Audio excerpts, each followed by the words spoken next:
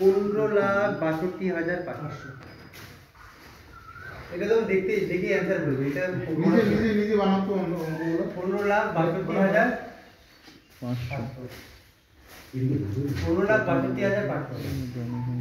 Population increase by 2 বছর আগে, এটা বলুন 2 বছর আগে এটা প্রথম বছর 4% ইনক্রিজ হয়েছে, দ্বিতীয় বছর 4% ডিক্রিজ হয়েছে।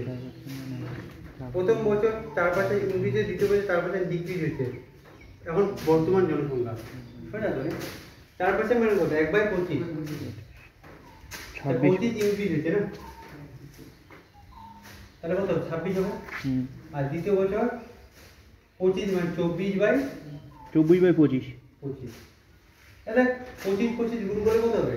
এইটা আমি দেখেই বলে দিতে পারছি, এটা যে 25 তিনবার গুণ করলে এটা হচ্ছে। হ্যাঁ 25 টু 50 স্যার 24 কোনটা? 25 গুণ করলে 625, আর 25 কে তিনবার গুণ করলে 15,625, তাই না? তাই 15,625 দেখতে পাচ্ছি, হ্যাঁ তাই না? তাহলে 25 তো কেটেই গেল আমার। এখানে কত বাজলো? এখানে আসলো 2500 বাজলো। কত বাজলো? 2500, তাই না? এবার দেখ, আমি গুণটা একটু ভালো প্রসেসিং করবো। 25 এর সাথে 4 গুণ করলে 25 এর সাথে 4 গুণ করলে 100 হয়।